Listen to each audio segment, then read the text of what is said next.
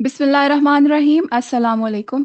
Good morning, everyone. On behalf of the Women Development Department Punjab and the Female Ambassador Program Punjab, initiated by Chief Minister Punjab, I warmly welcome Professor Dr. Jamilun Nabi, Worthy Vice Chancellor, University of Law, Dr. Amjad Hassan, Director ORIC, Dr. Musarat Malik, Principal Mashal Degree College, and all participants to today's webinar.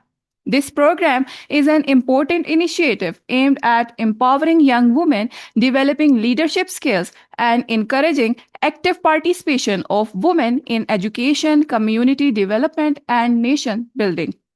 I am Maira Kashaf Raja, female ambassador from the Women Development Department at University of Wa, and it is my pleasure to host this session today. This webinar focuses on promoting women's entrepreneurship and their role in innovation, research, and commercialization, which are essential for sustainable development. We are proud to collaborate with Pakistan Economics Frontier, a premier platform dedicated to advancing sustainable economic growth and prosperity through a collaborative and inclusive approach. It connects a diverse network of institutions, policymakers, experts, entrepreneurs, and academics to foster meaningful dialogue, innovative thinking, and strategic action for economic development. Now, I would like to introduce our distinguished guest speakers. Dr. Sanam Bagma Khatak, Assistant Professor, Economics Department, University of Peshawar, and member of Pakistan Economics Frontier. Professor Dr. Samina Khalil, former Director of Applied Economics and Research Center, University of Karachi, and member of Pakistan Economics Frontier. Dr. Saima Khan, Head of the Global Studies Department at the Institute of Global and Historical Studies, GC University Lahore, and member of Pakistan Economics Frontier. Dr. Irfan Hussain Khan, founder of Pakistan Economics Frontier. Now, I would like to hand over this session to our focal person, Dr. Asma Arif, for her valuable remarks and to formally begin today's session. Thank you so much, Myra, for providing me a chance to formally introduce this session. Assalamu alaikum and a very good morning to everyone. On behalf of Women Development Department, University of Wa, I warmly welcome Worthy Vice Chancellor Dr. Jamila Nabi, University of Wa, Professor Dr. Amjad Hassan, Director ORIC, University of Wa, Registrar Sab, and all distinguished guests, speakers, and participants to today's webinar.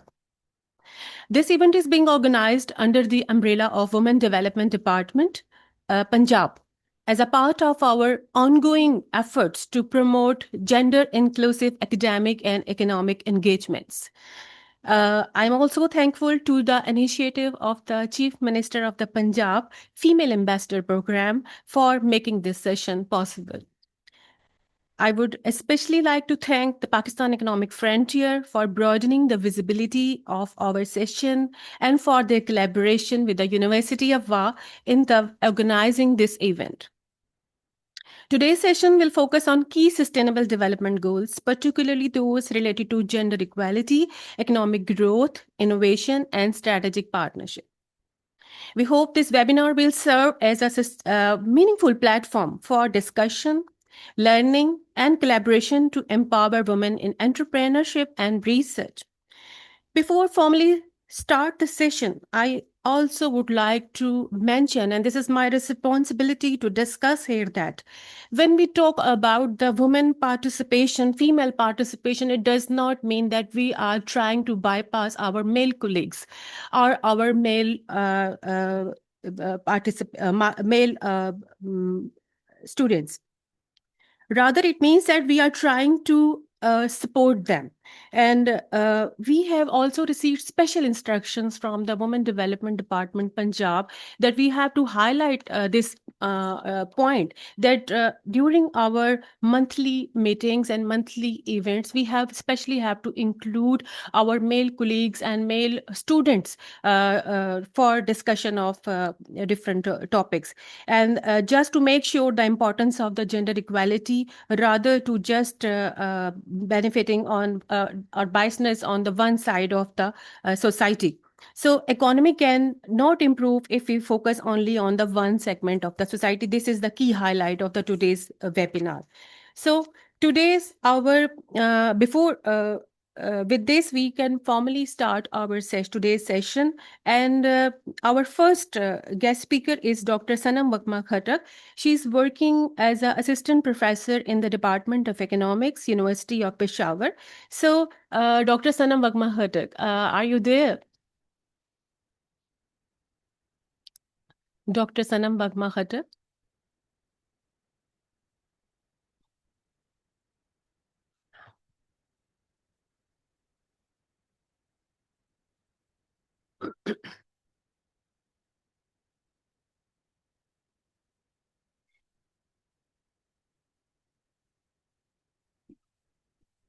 Ma'am, Dr. Sanam Bagma Khatak, am I audible? She is not there. So, so we can start with another participant. Um,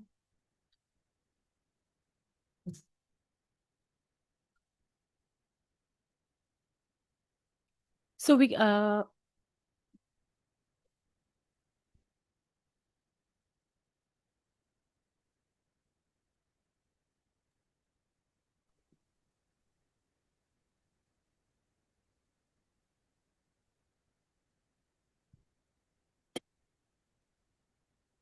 Dr. Professor Dr. Samina Khalil, may I take you or in the panel, please?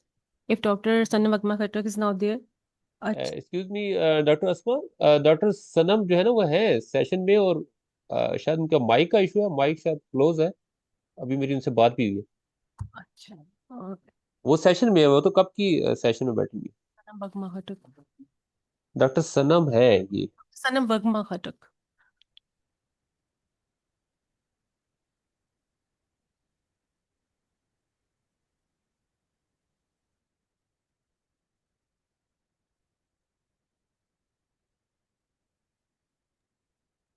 आप doctor Samina को ले लें उसके बाद कर लेते हैं ताकि टाइम वेस्ट ना हो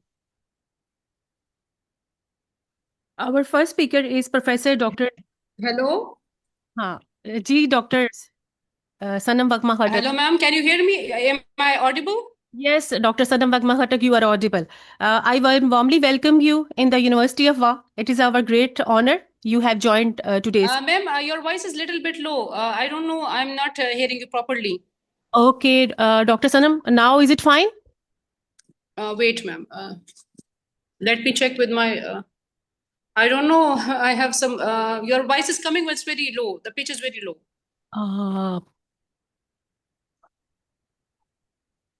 Dr. Sanam.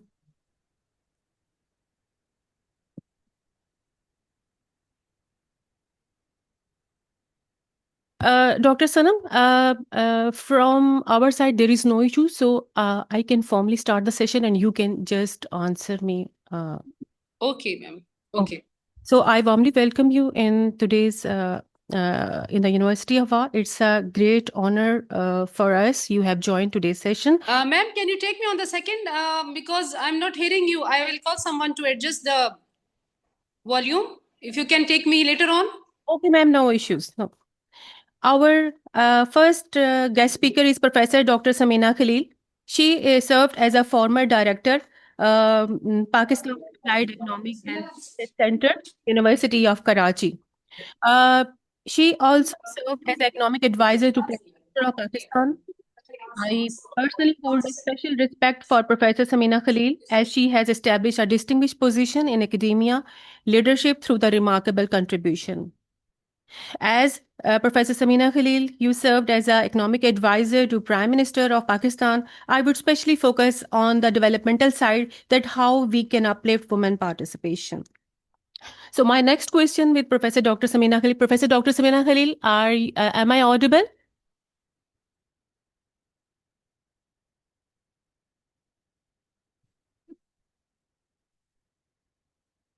I think she has also mic issue.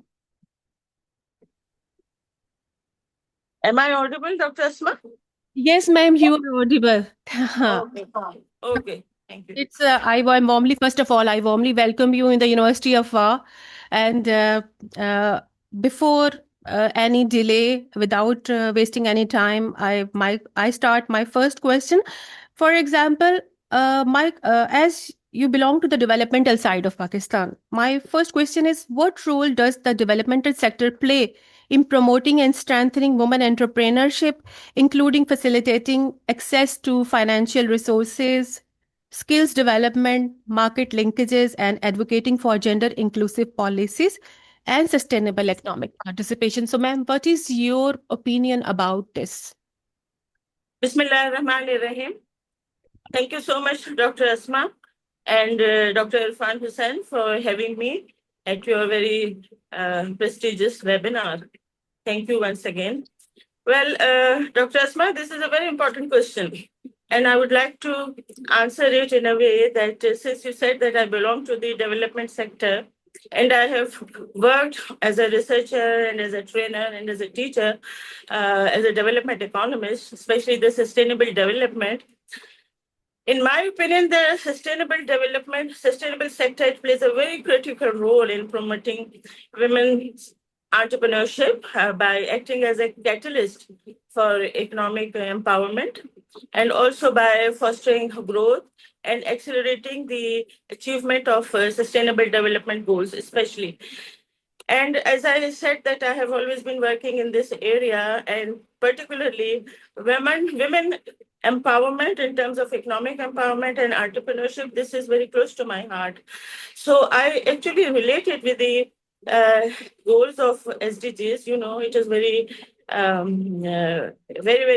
famous, as well as people in this area. They love to work in this area, and we have got only almost or less than 5 years.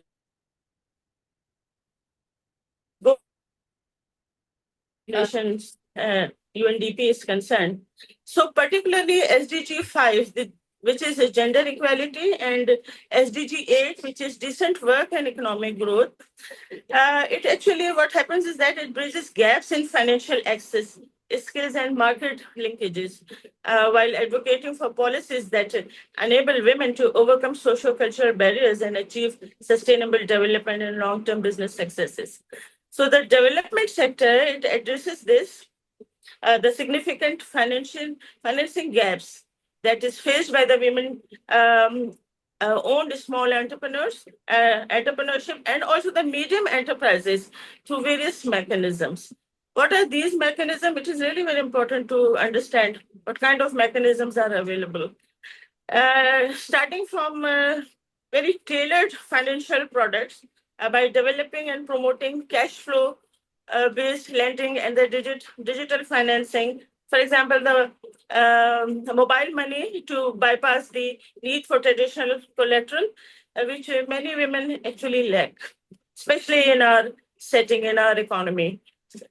Second is the grant and seed funding through implementing in-kind grants for micro entrepreneurs, and the cash grants for the growth-oriented businesses through business competitions. Another is the microfinance and financial literacy by supporting the microfinance institutions. You know, there are several microfinance institutions in Pakistan as well and in other developing countries. So they play a very important role. And they actually offer small loans combined with financial literacy training to build capacity in managing business finances. And financial training it's very imperative. It's really very imperative, because otherwise, without this training, the women, which are not very, in our society as well, not very literate and do not understand the management of the microfinances and use of microfinance in their businesses, the training is very essential.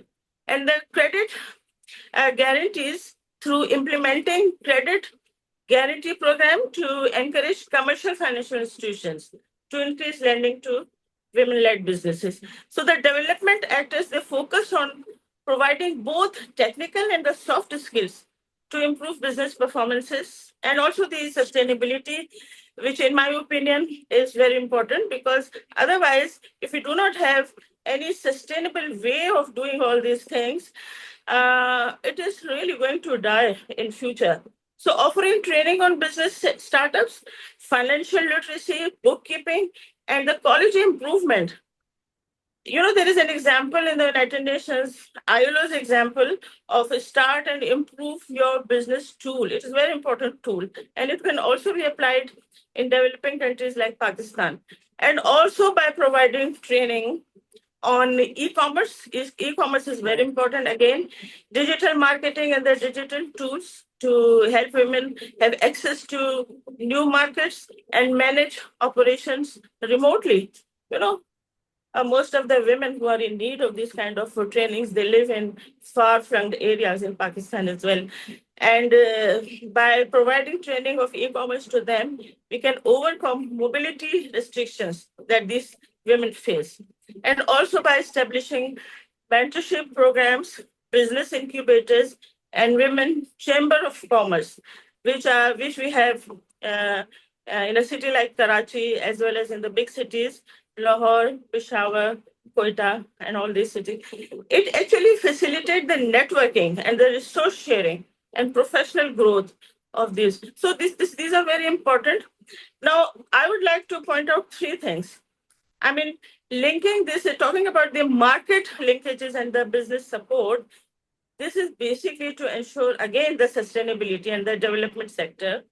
Like, for example, the value chain integration by creating inclusive value chain programs that help women-led businesses can have access to corporate and public procurement opportunities. Without these opportunities provided to them, the women entrepreneurs, through value chain integration, I think a whole exercise of you having access to the financial resources and all that, and the training also, it doesn't make any difference. It doesn't make a major difference in their lives, especially in their work life. And the trade facilities, that could be, I think it could be done by subsidizing the participation in domestic and the international trade fairs and the exhibitions. As you know, TDAP, which is Trade Development Authority of Pakistan, it regularly organizes the international trade fairs and exhibitions. So what they can do is that they can provide 50% subsidies and the 50% quotas for women in exhibitions, in these kind of exhibitions. It is a kind of a trade facilitation for these women to market their products, not only locally, but also internationally. And the digital marketplaces, so I'm actually combining these kind of measures, not only for the women who are residing in the big cities, also women who are in the far-flung areas and the rural areas. So facilitating access to platforms like, well, it's a big platform, we know that. But again, I would say that Amazon or the local e-commerce, they are these sites to expand sales to remote and international regions. So I think if these measures could be taken in letter and in spirit, that would help women entrepreneurs a lot. So what gender inclusive policies would do, I'm basically a big advocate of gender inclusive policies. So the development sector, it works with government to create an enabling legal and social environment. So the gender sensitive policies, by lobbying for regulatory changes that reduce administrative burdens for small enterprises, such as simplifying business registration and tax procedures, that is very important, and legal reform advocacy through advocating for reforms in property rights and inheritance laws to increase women's ownership of assets, which can be used as a collateral. This is also, again, a very important point. And another very important point from the social perspective, I mean, from social point of view, is the anti-harassment measures that are very important by pushing for the implementation of, anti-harassment laws in workplaces to create a safe and enabling environment for women entrepreneurs. So through this, since I work in the field of climate change and environment, I think the green business support by promoting sustainable and environmental friendly business practices, which are often, prioritized by the women-led startup. This is also very important. So formalizing support, assisting women operating in the informal sector, which we call the shadow economy, to formalize their businesses and allowing them to have access to legal protection, credit, and government support programs. That can be a very great help for these women entrepreneurship. So these are some points that I wanted to make. Thank you so much, Professor Samina, for your insights on the highlight. Definitely, we will extend our session on the other points as well. But before taking second question, I warmly welcome Professor Dr. Jamilun Nabi as he had joined our webinar through the platform of the Women Development Department, University of WA. And welcome, Dr. Professor Dr. Jamilun Nabi. So, okay. So, Professor Dr. Samina Khalil, as we already know that you worked as a researcher and academician, so I feel I must ask this question. For example, how does the developmental sector can bridge the gap between academia and industry to promote women entrepreneurship, particularly through the collaboration, knowledge transfer, skill development, and access to real-world business opportunities? As through this platform of the Women Development Department, we are also trying to make some more collaboration and some more interlinkages. So what is specifically, as you belong to the Sindh province, we are from the Punjab province, what is your idea about it? Thank you so much for this question, Dr. Asma. I think this is again a very important question to answer. The need for development sector to bridge the gap between academia and industry, it's not new. I think women have been struggling to, especially I can talk about myself and some of my colleagues who were working in this area, that we need to have very serious efforts to be done to bridge the gap between academia and the industry. And since Karachi, I live in Karachi, it's a big industrial area. So we have taken this issue very seriously. And this would help and promote women entrepreneurship, particularly through collaboration, knowledge transfer, and also the skill development and access to the real world business opportunities. So no doubt about it. And we have to take this discussion very seriously and try to do something very, very, very importantly. And since we have been lagging behind, not doing much in this area, even the industry is there, even the good academic institutions are also working, but I don't find any serious efforts that have been undertaken to bridge the gap. So I think the key approaches that could include the collaboration and the ecosystem building. What is that? The development organizations like the NGOs and also the international bodies, they act as conveners and bringing together academic institutions and the government bodies and private sector firms to create a unified support system. And that is very important. That is very necessary. Universities actually what they do is that they establish on-campus incubators and innovation. When we talk about the young girls and the young students, it can help them, by establishing on-campus incubators and the innovation labs to help women students especially, and the researchers too, to validate business ideas and develop prototype. What they do in incubators and these innovation labs, they develop prototypes and gain early stage mentoring. If this happens, that is a greater trigger to encourage women to enter into the entrepreneurship. Another important point is the public-private partnership, because I don't think so our public sector or the public sector, since there are many private universities also, they can help in creating the public sector, the public-private partnership. And these initiatives, they're like for example, the Khatija Women Entrepreneurship Program in Pakistan, as I heard about it and have also read about it. They are actually partners with the USAID and the industry experts to provide tailored mentorship and the trade knowledge to women-led businesses. So collaboration with Women's Chamber of Commerce, it can also help in creating dedicated spaces for women entrepreneurs to display product and network. So that could be the second step to move further. Now, talking about the knowledge transfer and the research-based insights, the development sector that can facilitate the flow of research-based knowledge from universities into practical business application. How that can be done? The question remains. This question is always haunting me. But in my opinion, and I've been talking to so many people about this, so the development programs such as the entrepreneurship development programs, as you mentioned, that you've got this kind of program or trying to develop it, they are structured to move women from micro or the informal ventures to the growth oriented models by sharing industry specific knowledge. So that can help a great.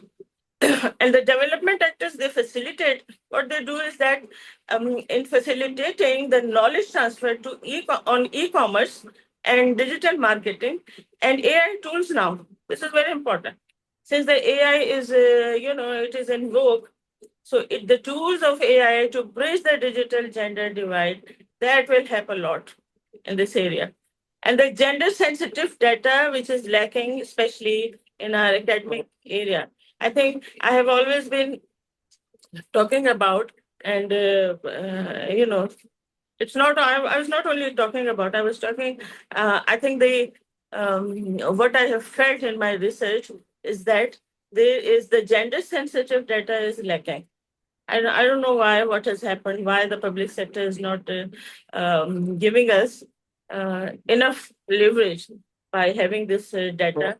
Because micro data would be helpful, but for the government policies, we need to have the macro level data as well. So the academia, it conducts research on institutional and the sociocultural and the structural barriers, providing practitioners with the evidence-based insights to design better policies. So efforts are needed to have gender-sensitive data on the regular and systematic and very organized manner. So I would actually emphasize skill development and the capacity building through development initiatives, focusing on filling the skill gaps between academic knowledge and the industry demand. Or we also need to have the what actually industry which is here in place, their demand is. But in addition to this thing, the vocational and the training, technical training, or it actually includes those programs that are designed to equip women with both hard skills. Hard skills means the teaching technical training in sectors like this, textile and the digital sector, and the soft skills could be the leadership and the financial literacy and the negotiations and all these kind of things. So another is the mentorship, as I mentioned before. But again, I would like to emphasize that for most of the women, mentorship networks, for example, the experienced businesses professionals, they often lead via industry networks and provide mentoring to the young women entrepreneurs and helping them navigate business challenges. That is very important to be done. Financial literacy is also very important. Finally, ultimately, they have to deal with the financial management of their startups or of their setup. So the training programs that help women understand complex financial instruments, and later on, once they start their businesses, the instruments should be not very complex at the start, but finally they have to deal with the complex financial instruments. Like, for example, the cash flow management and the investment strategies and the facilities, access to the formal credit and all that. So I think access to real world business opportunities, they need these kind of, women needs this kind of vocational and technical training. And I don't know, are we prepared to offer these kind of trainings? I think we need to do it if we want to do some, we want to help out our women folk to do their businesses and become economically empowered. The development sector, it actually bridges the gap by facilitating direct market access and the networking with industry. And academic sector is a very, very, should be very helpful, not only currently, but also in future. So that are some points that I wanted to make. So, Professor Samina, as we have highlighted the gap between the academia and industry, so do you think so? There are any challenges faced by women entrepreneurs from a developmental sector perspective? Although these are all the challenges we are already facing, but any specific challenges if the woman is facing in the real world, would you like to highlight any?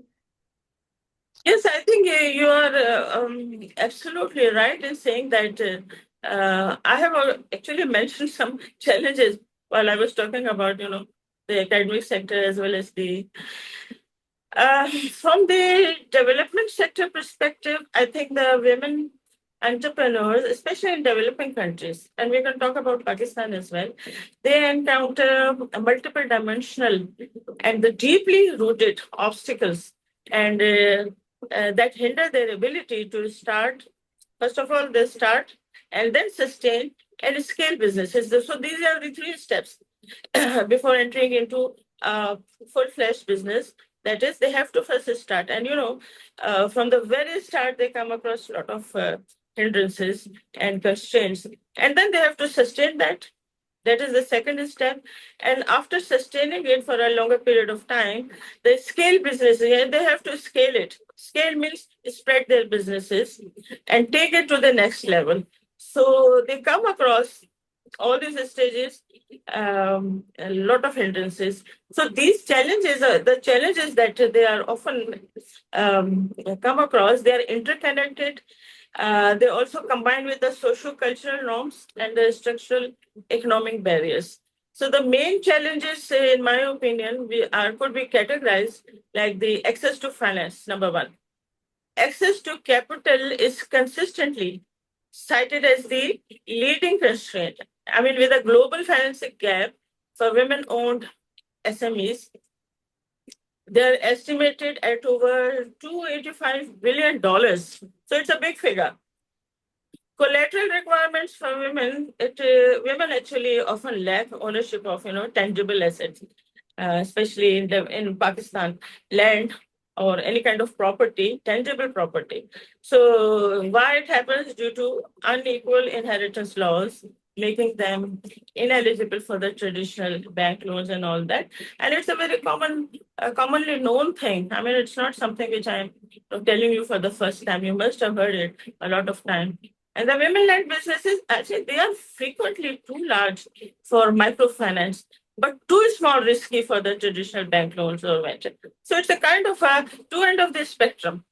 If they are very large, for example, some women are very small. I mean, it's a very small sector.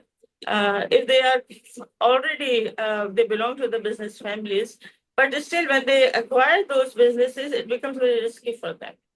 And on the other hand, what happens is that the microfinance is also something which women start from a very humble position, but that has also become very risky, because of several things. So due to the fear of rejection or the previous negative experiences, women come across with negative experiences, and that's for sure. They don't have that kind of a leverage that men in our society have. The women, what do they do is that they often refrain from applying for credit, especially when we talk about access to finance. So once they get rejected from bank or any other credit loaning agency, they become disheartened. So they give up. Women often face, as you know, I think we all know this very well, they often face very higher interest rates and more stringent documentation requirements than their male counterparts. Why I say this? Because if we take the example of Bangladesh, or there are some African countries as well, where I think the conditions are much better than in our setting. And Bangladesh is a good example of women are being given the privileged position in a sense that they don't have to worry about the collateral that they have to show and have access to finances for their entrepreneurship. So skill development and training gaps, I have already mentioned that that's a very big challenge. I mean, women entrepreneurs, they face these kind of constraints that they do not know how to start their business. They do not know, although they want to do it. I'm not talking about those women who, those who are very skilled in a sense that they do a lot of sewing and knitting work.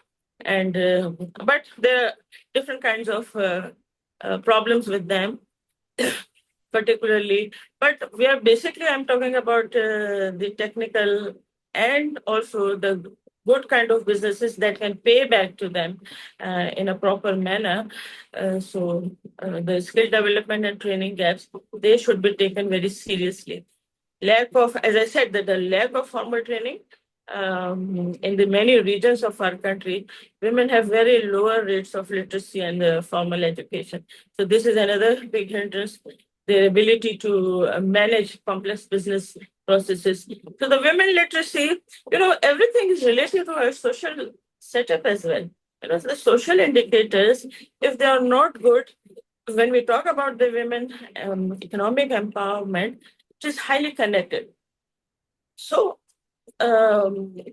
what we need to do is that any strategy that we adopt, any policy that we adopt, it has to be taken holistically. It comes from the social sector. It is highly connected.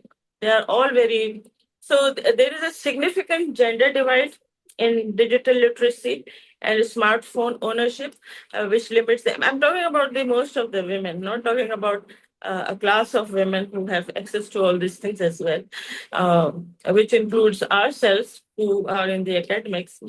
But if they don't have access to digital literacy, that limits their ability to adopt new technology or particularly e-commerce. And that is something which is a common sense thing. We can understand very easily.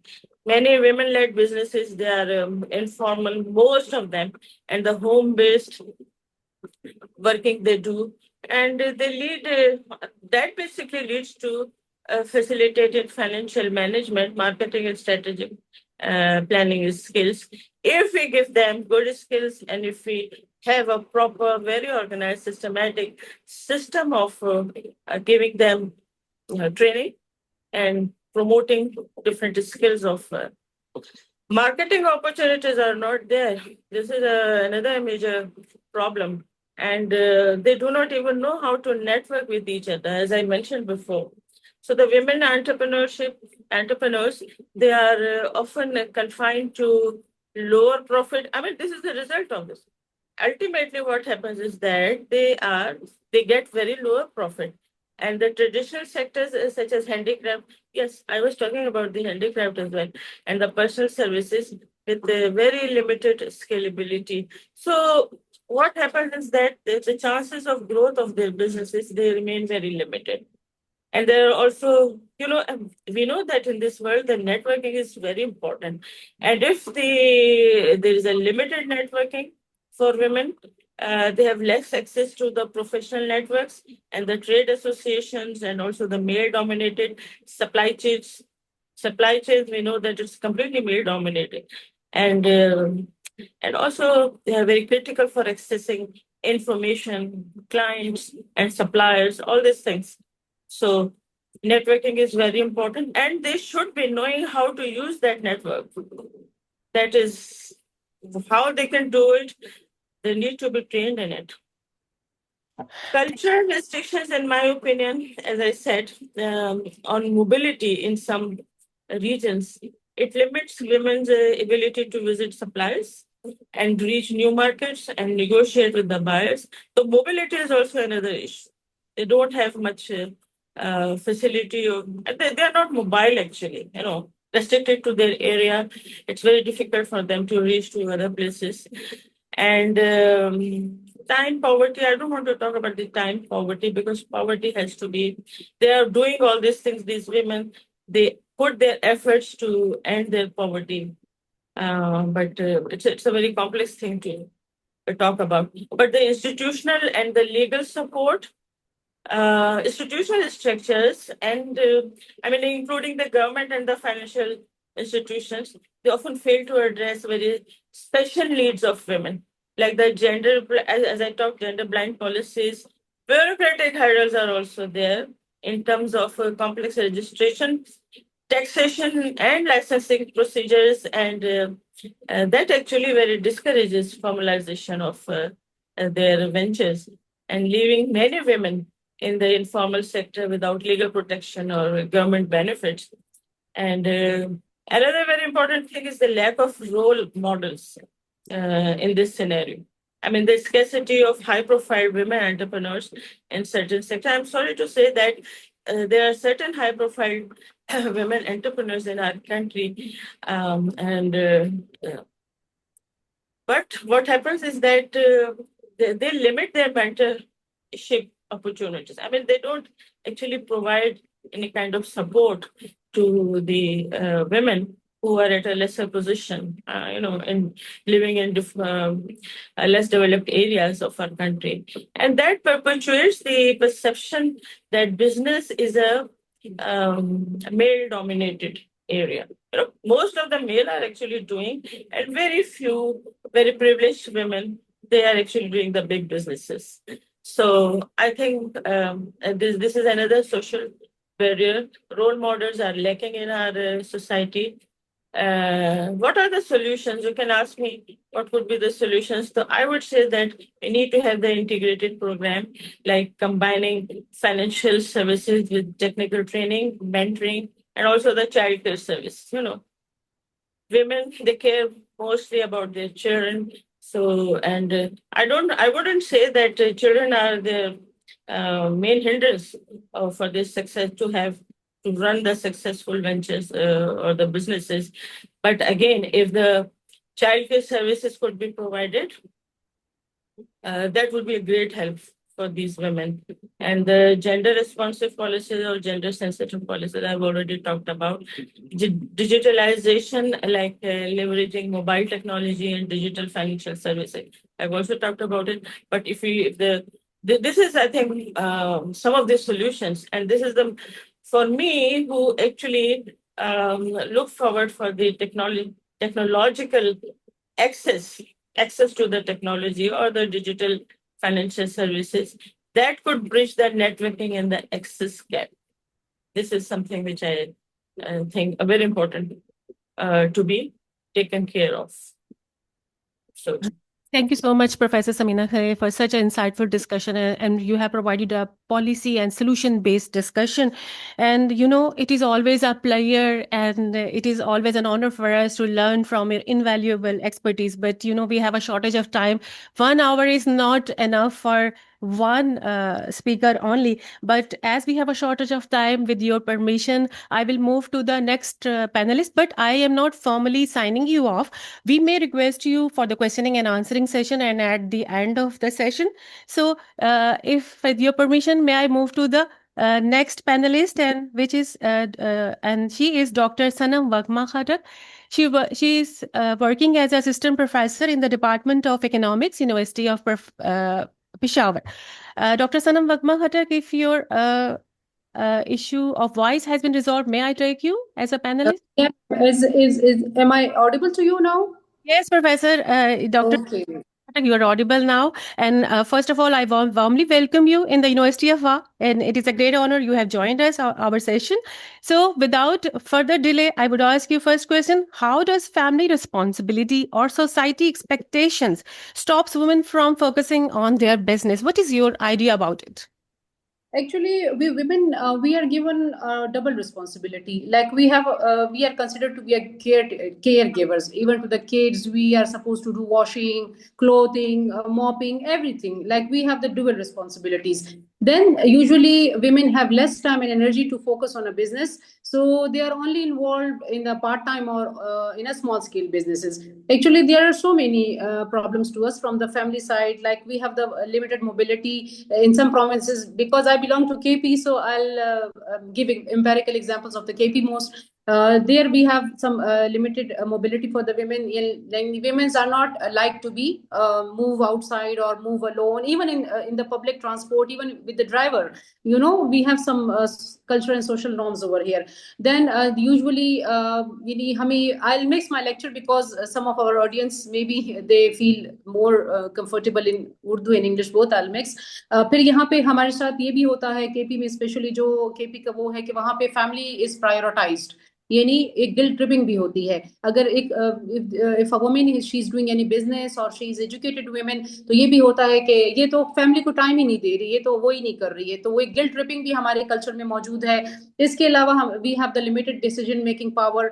Even अगर आप even I will give my own example, I am a working women, I am teaching over here, even I cannot make my decision sometimes, like I have to ask my father or brother or husband in taking any decision। ये भी एक हमारे साथ एक वो होता है कि हम जो है फाइनेंशियली भी डिपेंडेंट नहीं होते। फिर कुछ कल्चरल नॉर्म्स भी होते हैं, वही कि आप जो है फैमिली को निग्लेक्ट कर रही हैं, आप तो सारा टाइम बाहर होती हैं, आप तो फलां से मिल रही हैं, आप तो ये काम कर रही हैं, वो काम कर रही है। ये चीजें भी यहाँ पे जो है बहुत ज्यादा होती हैं। इसकी वजह से ये होता है कि बिकॉज देखिए हमारे वी आर मल्टीटास्किंग, हम जॉब भी कर रहे हैं, हम घर भी संभाल रहे हैं, we are the caregivers to the elderly, to the kids, to the parents, to the mother in law, father in law. इसके साथ हम जो है we are also doing the job, तो हमारी मल्टीटास्किंग होती है। तो that's why we have more stress, more mental load. Even हमारे जो मेल है, हमारे से जो मेल होते हैं, they are only given one, they are the breadwinners, ठीक है, they don't have any other responsibility, वो सिर्फ कमाते हैं, तो उन पर रिस्पॉन्सिबिलिटी कम है। हमारे ऊपर रिस्पॉन्सिबिलिटी डुअल ट्रिपल आप कह सकते हैं, you can say we are the job, we are doing the job also, we are doing giving care. Even मैं आपको अगर अपनी मिसाल दूं, मतलब ये चीज एक प्रैक्टिकल हो जाती है। समटाइम्स जब मैं कोई काम करती हूँ, आई गेट द अप्रिसिएशन और सर्टिफिकेट्स और समथिंग लाइक दैट होता है, जो कि कभी कभी जैसे मैं आपके साथ अभी वो कर रही हूँ, this is a kind of एक हर खातून तो ये नहीं कर सकती ना, कुछ कम खवातीन होंगी कि जो इस फोरम पे आती हैं या काम करती हैं या कोई अप्रिसिएशन उनको मिलता है।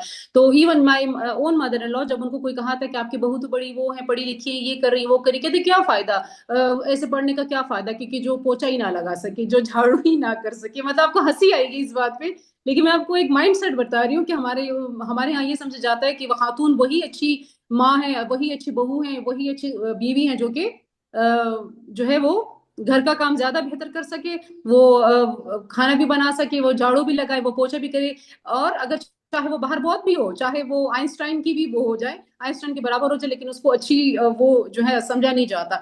Like I am explaining this in a very clear meaning, जो कि माइंड सेट है हमारी एक उसका। तो खवातीन, तो अगर आप उनको मौका दें कहीं पर भी, चाहे वो एजुकेशन में हो, चाहे वो पॉलिटिक्स में हो, तो दे प्रूव मोर।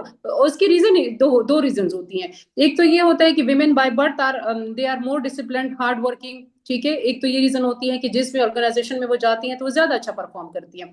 दूसरी बात ये कि हम पे एक स्टिग्मा भी होता है बीइंग फीमेल, कि खवातीन तो कुछ कर ही नहीं सकती, खवातीन तो कुछ वो ही नहीं हो सकते मर्दे के मुकाबले में। तो उस स्टिग्मा को भी रॉन्ग प्रूफ करने के लिए हम डबल ट्रिपल जो है एफर्ट्स अपनी किसी चीज में जो है उसको उसमें पुट कर देते हैं। तो ये तमाम चीजें हैं कि जिसकी वजह से जो है विमेन जो है वो सही तरीके से फोकस नहीं कर पाती, because they are doing multitasking. तो इसके लिए अगर मैं समझती हूँ कि पूरा वो हमें सेटअप, ये कोई सिंगल वो नहीं है, किसी एक को उससे ये नहीं हो सकता, इसके लिए हमें पूरा सेटअप चेंज करना पड़ेगा। इसमें जो है गवर्नमेंट की तरफ से भी हमें जो है कुछ वो आनी चाहिए, like suppose child care centres हो, फ्लेक्सिबल आवर्स हो, फिर विमेन के लिए क्रेडिट आपका जो है वो इजी होना चाहिए, और बाकी इंक्यूबेशन सेंटर्स हो, बहुत सारी चीजें इस तरह से हैं। Family expectations, there should be shared burden, यानी ये नहीं कि सिर्फ वही काम कर रहा हो, बाकी जो है किसी कोई दूसरा बंदा जो है उसके साथ हाथ जो है वो नहीं, she is not considered to be a super women, वो भी एक इंसान है। अगर सपोज अगर उसके साथ आप हेल्प करें घर में, तो वो ज्यादा अच्छा परफॉर्म कर सकती है। और हमारी तो आबादी, अभी मैं सेंसस, जब केपी में सेंसस था तो I was reading from KP, तो 50% तो हम विमेन है पाकिस्तान में। जिसका ये मतलब है कि अगर आप 50% विमेन को वो नहीं देंगे, एक रोल नहीं देंगे, तो you are dumping the 50% of the GDP, or you are dumping the 50% of the economic growth, which can be done if they are in the labor force. So, thank you so much, Dr. Sanam Verma Khatra, you have highlighted a real picture of our Pakistan, and also I think this is the problem of all Asians as well. But here I also would like to highlight one more important issue. I am in Punjab, you are in KPK. What do you think? So, does safety and ability to travel freely hold women back from growing their business? What is your opinion? Would you like to highlight it from the KPK or from, and then would you like to provide a picture from whole Pakistan? What is the current scenario? Yes, yes, ma'am. Actually, traveling alone in KP is more difficult as compared to other provinces, because I have been in Karachi. I have seen over there. You belong to Punjab, तो ये जो areas है जैसे सिंध हुआ, पंजाब, वो वहाँ पे ठीक है, मतलब एक माइंडसेट तो सब एग्जिस्ट कर रहा है, लेकिन वहाँ पर इतना बुरा नहीं समझा जाता जितना केपी या बलूचिस्तान जैसे सेटअप में खवातीन का घर से अकेले निकलना बुरा समझा जाता है। मतलब अगर आप देखें, मैं एक सर्वे देख रही थी, तो उसमें आई सी के तकरीबन at least 69 to 70% of the women they feel less secure as compared to male in traveling. तो अगर आप देखिए विमेन केबी में स्पेशली अगर आप पब्लिक ट्रांसपोर्ट भी यूज कर रहे हो तो वो अच्छा नहीं समझा जाता। You can not go outside the city alone to do the networking और टू मीट द पीपल। आपको जो है कहीं ना कहीं जो है जरूर मेल उस पर डिपेंड करना पड़ेगा, मेल उस पर, उसके अलावा आप यहाँ जा नहीं सकते। देखिए यहाँ पे मैम मैं आपको बताऊं, मतलब जो पिक्चर मैं केबी की पेश करूं, तो अगर पब्लिक ट्रांसपोर्ट में भी आपको अपनी एक हरासमेंट इशू भी होता है, क्योंकि यहाँ पर्दा वगैरह ज्यादा हम फॉलो करते हैं, एक ट्रेडिशन है हमारा। फिर थेफ्ट्स भी यहाँ पे होते हैं। दूसरा ये, इवन अगर आप जो है टैक्सी में भी जा रही हैं तो वहां पर भी you have to face the criticism कि ओहो ये तो अकेली टैक्सी में जो है जा रही हैं, ये हैं। इवन अगर आप I drive my own car, तो आप यकीन करें, because I am very outspoken, मैं अपनी ही मिसाल दूंगी, तो मैं जब ड्राइव करती हूँ कहीं इसके लिए कॉन्फ्रेंसेस की जाते हैं, तो मेरे पीछे भी वो करते हैं कि ओ औरत होकर गाड़ी चला रही है। Still we have this mindset in KP कि ये तो अकेली गाड़ी चला रही है, तो औरत होकर गाड़ी चला रही है। तो इवन मैं ये सेंटेंसेस आपको शायद वो अजीब भी लगे, मैं इवन ट्रैवलिंग में भी सुनती हूँ। जैसे कभी हम उस पर रुक जाते हैं ना, कहीं पे आपका सिग्नल आ जाता है, तो बराबर में कोई मर्द होता है, वो मुझे देख के कहता है पश्तो में, आपने वो कहता है कि हाँ औरत गाड़ी चला रही है।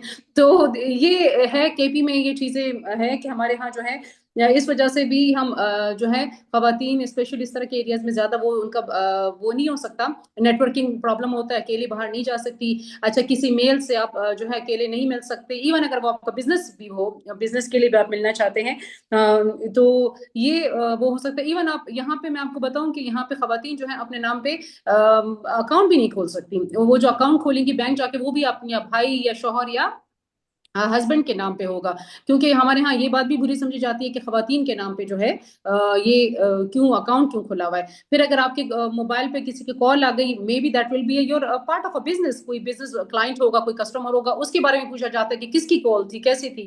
तो ये चीज यहाँ पे मतलब केपी में और मुझे लगता है बलूचिस्तान में ये चीज एग्जिस्ट करती है। हाँ, और अगर हम बाकी शहरों में देखें, थोड़ा बहुत वहाँ पे फ्लेक्सिबिलिटी मौजूद है, वहाँ पे थोड़ी सी जो है अवेयरनेस है। जेंट्स मतलब इतना ज्यादा वो नहीं कर रहे, लेकिन स्टिल केपी अभी भी वी आर फार बिहाइंड। बहुत चेंज आया है, आई कैन से, मतलब इतना नहीं वो जिस तरह, लेकिन फिर भी अभी भी हमें उसमें काफी काम करने की जरूरत है। Thank you so much, Dr. Sanam Bagma Khatak. You have provided a real picture, and we have a very shortage of time. So, with your permission, we will move to the next panelist. Thank you so much, ma'am. Thank you so much. But we may request you for the questioning and answer for the end of the. Ma'am, actually, I am the coordinator. I have to start the paper. We have exam in the department. So I'll be leaving. So sorry. Inshallah, next time I'll join you. Thank you so much, ma'am, for your participation. Our next panelist is Dr. Saima Khan. She is working as a head global studies in the Department Institute of Global and Historical Studies, GC University, Lahore. Dr. Saima Khan, am I audible? Assalamualaikum. Hello, how are you? I'm fine, Dr. Saima Khan. And first of all, I welcome you in University of WA. And Thank you. Collaboration will continue in the future as well. So my first question with you, Dr. Saima, is how can global narratives of women empowerment through entrepreneurship be adapted or can better aligned and support local context in Pakistan? You know, in the Asians and in Pakistan, there are economic contexts, there are social contexts which are different from our north and rest of the world. So what is your idea and your opinion about it? Thank you so very much for having me. Before I answer my question, मैं जरा थोड़ा सा अपना narrative build करना चाहूंगी that how would I address, because I'm not an economist. मैं जिन answers को address करूंगी, the way I would take them, I would like to directly bring in the lived experiences of women, because मेरी जो research है वो ethnographic है. I interview women, I participate, observe women, how do they behave, and I talk about their empowerment, और फिर मैं उन concepts को philosophically भी देखती हूँ, and this is how I work, and then फिर global local narrative को आपस में link करती हूँ. तो मैं जो इस discussion को, जितनी भी discussion हुई है, very fruitful discussion indeed, मैं इसको इस context में लेके चलूंगी.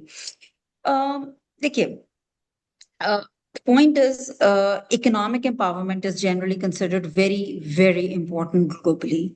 और उसकी roots निकलती हैं because of the structures, the kind of structures we have, global structures we have, क्योंकि हम अपनी development की, अपनी growth की measurement ही अपने GNPs और GDPs से और economic growth से करते हैं, which is of course very important.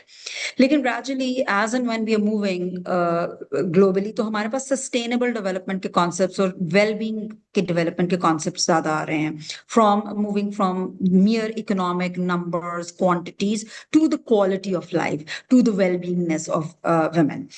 एक तो ये वाली बात मैं कहना चाहूंगी. दूसरा, gradually with the passage of time we are realizing कि हमारे narratives, be it global narratives or be it local discourses, ये दोनों आपस में कुछ जगहों पे it aligns with each other, and at some places it conflicts with each other.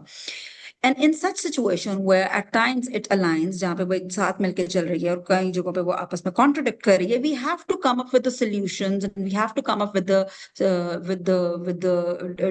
discussions जो कि बीच का रास्ता इख्तियार करें, जिसको हम ग्लोबल डिस्कशंस भी कहते हैं, कि ग्लोबल लोकल को कनेक्ट कर लें. Sometimes the problems are not local, they are global, but क्योंकि हम ग्लोबल वर्ल्ड में रह रहे हैं तो then they are becoming our problems as well. And sometimes we have local problems and local issues, लेकिन हम उसको रिजॉल्व ग्लोबल सॉल्यूशंस को देख के उनको अडॉप्ट करके भी ले सकते हैं.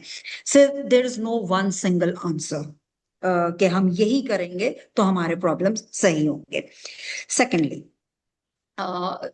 because we are a diverse community in Pakistan, even within Punjab, even within one city of Punjab.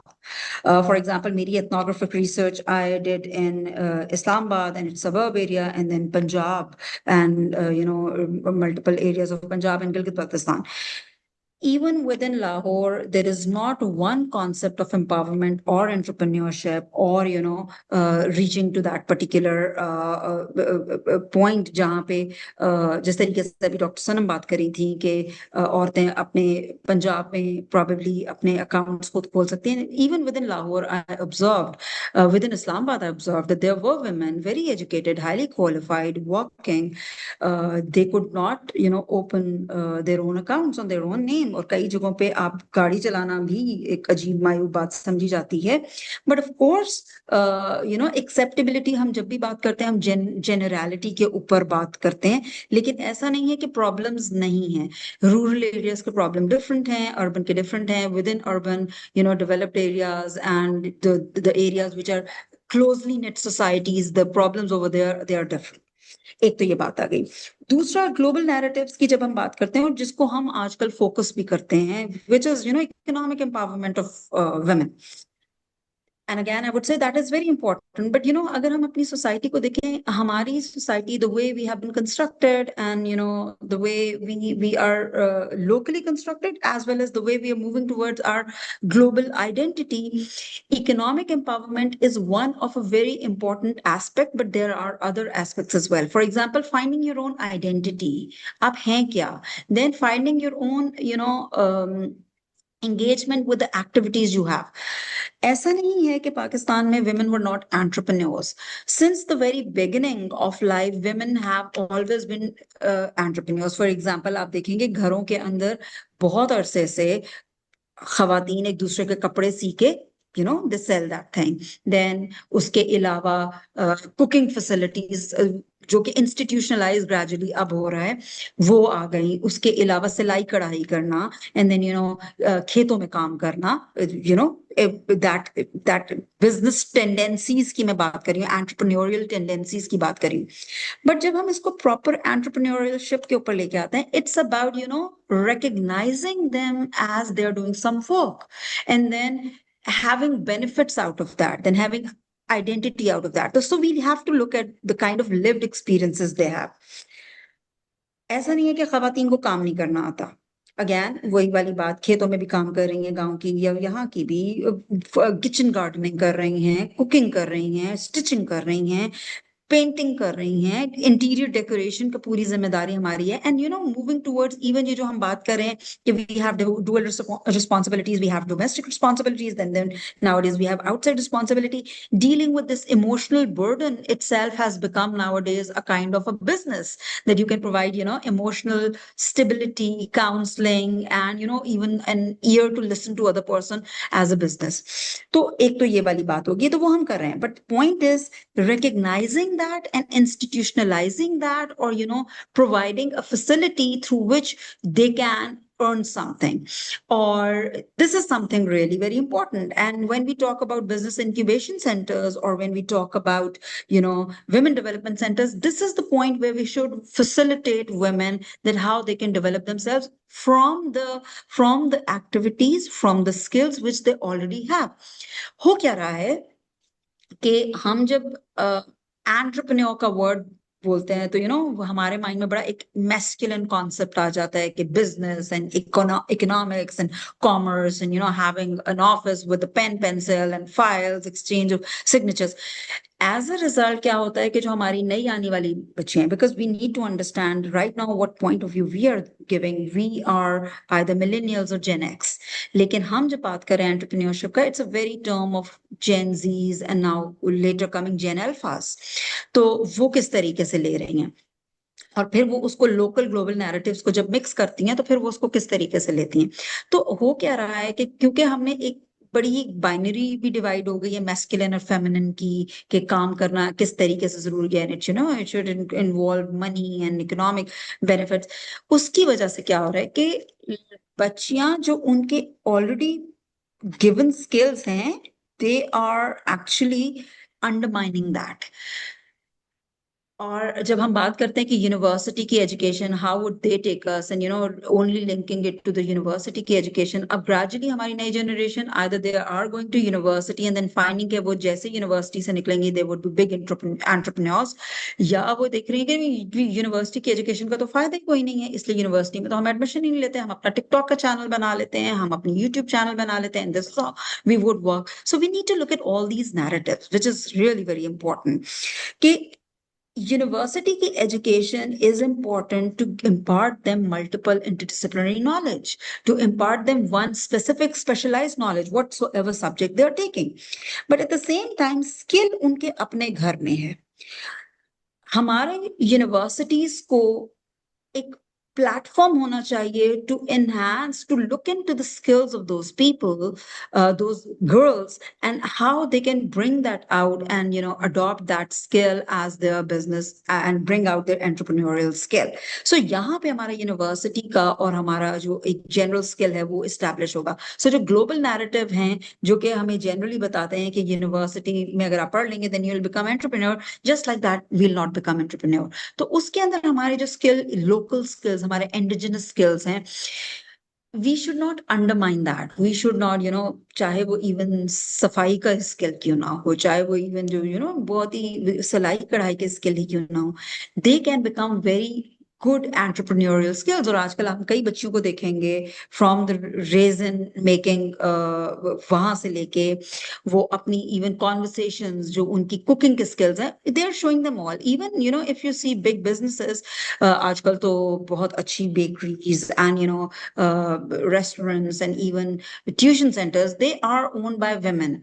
The only point which we need to enhance is the confidence, and is to let them know that there is a linkage between global and local skills and discourses and narratives, and we should always bridge that. तो एक research भी ये बताती है कि अगर हम सिर्फ और सिर्फ global narrative that economic empowerment is everything, if we would take it within our context, probably it would not work, although everybody wants to be economically empowerment. But अगर हम इसको अपनी identity के साथ, अपनी social responsibility के साथ, and अगर that how we are going to change our cultural narrative, because cultures are also very fluid, and इसके साथ connect करेंगे तो probably our youth particularly and women would link to it. Or even, for example, cultural values, जो अभी हमने बात की कि most of the care work is responsibility of women. So bringing in online work has actually provided women to take up both the responsibilities. But at the same time, these are the mediums where we can bring in awareness as well. Awareness के किस तरीके से emotional responsibility should be shared. It's not only the work which men should share.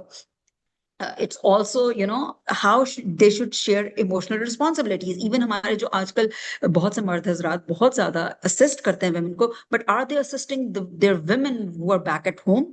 क्या वो उनको भी assist कर रहे हैं, या वो सिर्फ उन खवातीन को ही assist कर रहे हैं जो उनके साथ मिलके उनकी job places पे या जो work places है उनके ऊपर काम कर रही हैं? That's something really very important, because charity begins from home.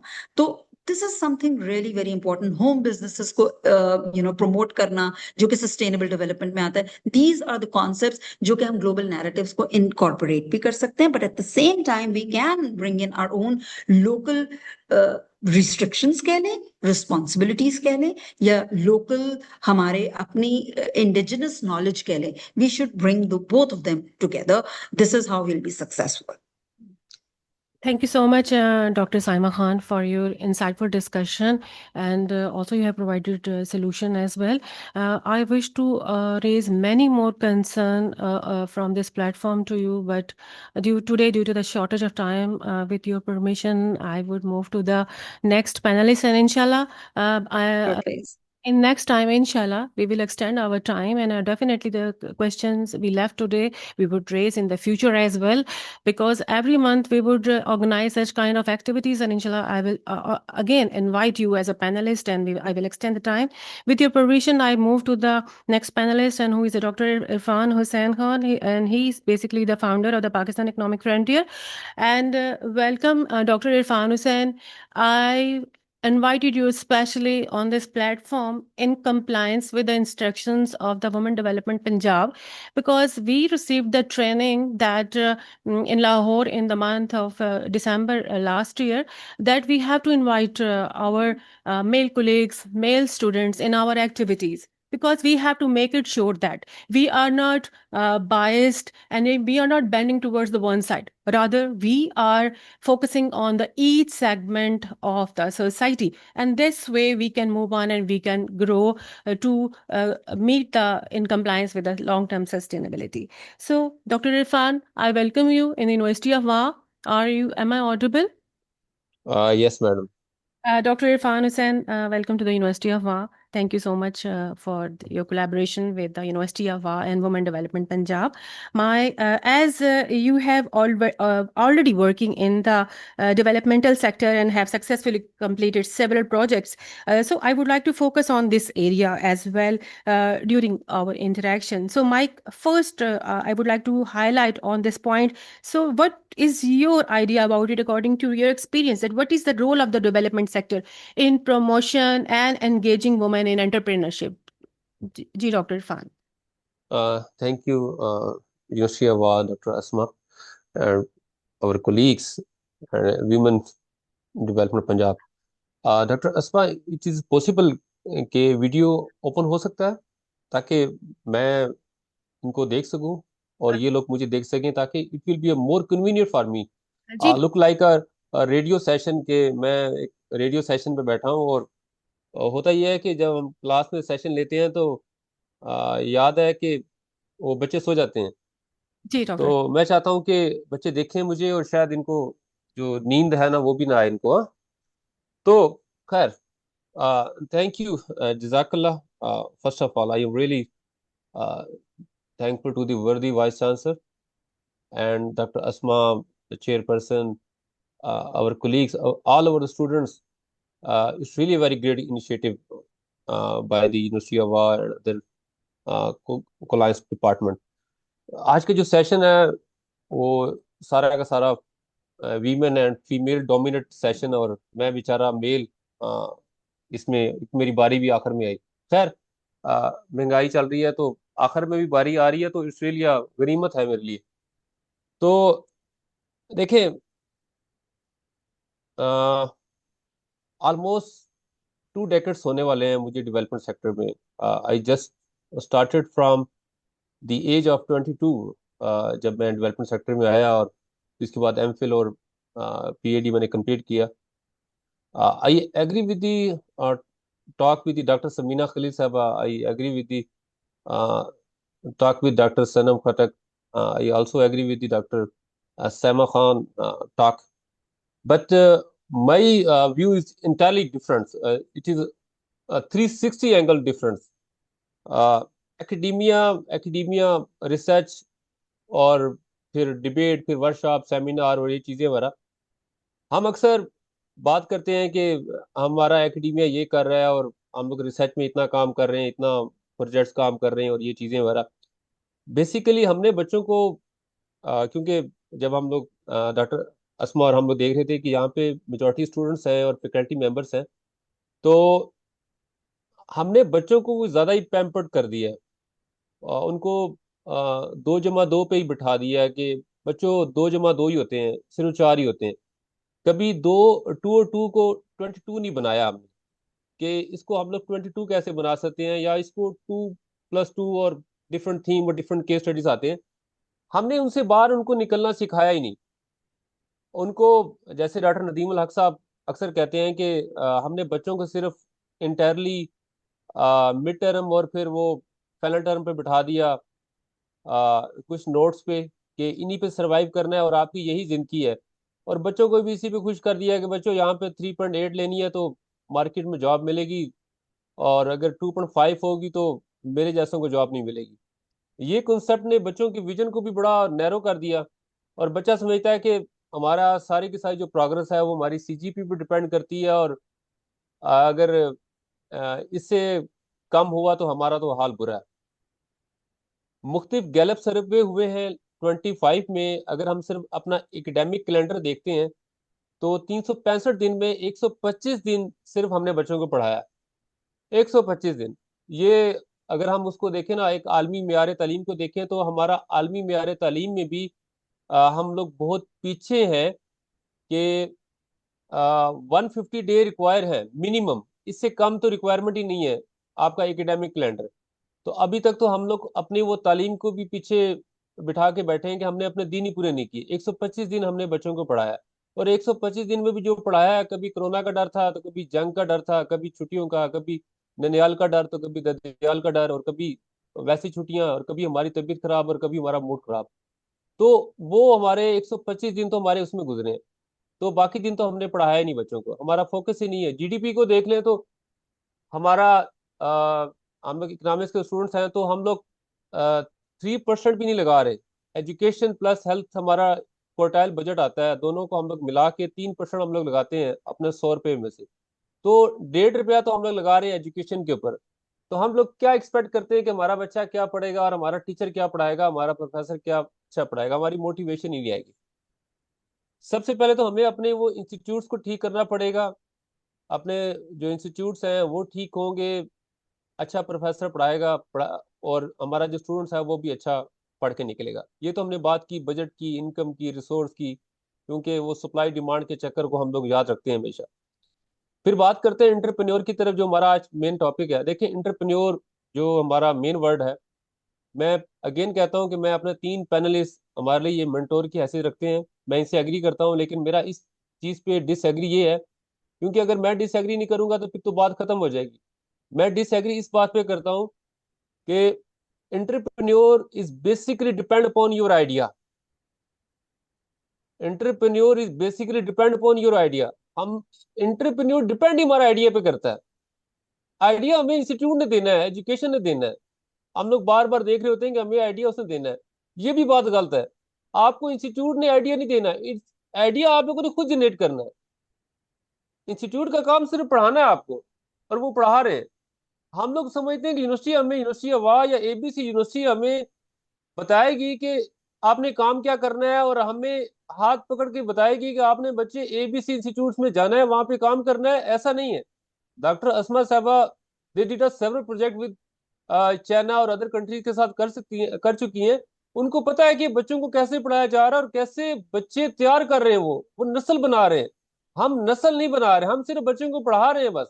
वो 2 + 2 करके पढ़ा रहे हैं, थोड़े से नोट्स हैं, माइक्रो के मैक्रो के ABC के नोट्स पढ़ाए और बच्चों को कहा इन्हीं में से आना है। और बच्चा क्या करता है, वो वहां से 4/4 लेके बच्चा खुश, प्रोफेसर खुश, डिपार्टमेंट खुश, यूनिवर्सिटी ने भी QS रैंकिंग ले ली और यूनिवर्सिटी भी खुश होगी, सबके सब। फिर सबसे नुकसान क्या हो रहा है, वो हमारी जो जनरेशन है वो हमारी खराब हो रही है, वो तबाह हो रही है।